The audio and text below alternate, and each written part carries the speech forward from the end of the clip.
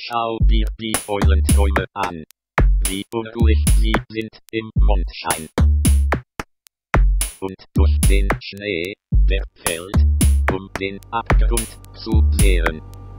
Čas je dôležitejší ako priestor, povedal pápež František. Smrť je to najhroznejšie, s čím je subjektívne vedomie konfrontované, hovorí Hegel. Zachovať, čo je mŕtve, si preto žiada tú najväčšiu silu. Bezvládna krása nenávidí pretože ten od nej žiada, čo ho nie je schopná. Životom ducha však nie je život, ktorý sa obáva smrti a ktorý chce zachovať svoju nepoškvrnenosť úpadkom, ale život, ktorý znesie smrť a udrží sa v nej.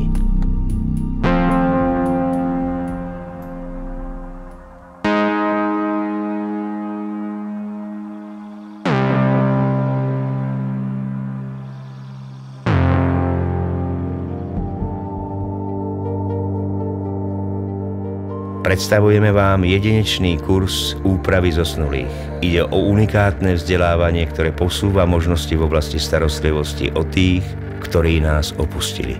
Lektorka Klaudia Vartíková je certifikovaná ako tanopraktik. Je odborníčkou na starostlivosť o zosnulých. Počas kurzu sa delí o svoje unikátne a jedinečné poznatky. Ukazuje, ako spojiť zmysel pre krásu, precíznosť a citlivosť do jedného harmonického celku. Zorganizovali sme kurz vizáže zosnulých a to z toho dôvodu, že chceme, aby aj ostatné pohrebné služby vedeli túto službu poskytnúť rovnako kvalitne ako naše pohrebníctvo. Ty si ma minulý týždeň obliekala v televízii, čo robíš ty tu? Ja som na kurze.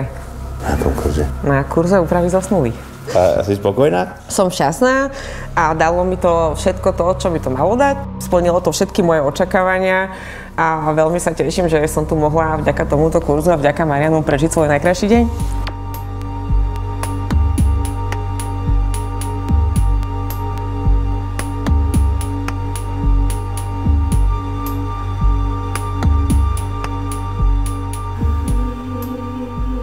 Duch získa pravdivosť len tým, že v absolútnej rozorvanosti nájde sám seba. Zánik subjektu je definitívnym víťazstvom všeobecna, panstvom divokého živlu nad konkrétnym bytím. Duch sa však nejaví len ako fatálna sila prírody, ako vedomie všade prítomnej nevyhnutnosti. Duch je predovšetkým mravným životom národa, pokiaľ je bezprostrednou pravdou. Je individuum, ktoré je svetom. Musí postúpiť k vedomiu toho, čím bezprostredne je. Prekonať krásny mravný život a cez rad podôb dospieť k vedomiu o sebe samom.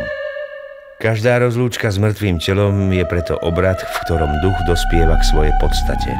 Je to slávnosť prekonania subjektivity a návrat k seba uvedomeniu, ktoré prekračuje hranice existencie a neslobodu, ktorá bola jeho údelom na zložitej ceste k sebe samému.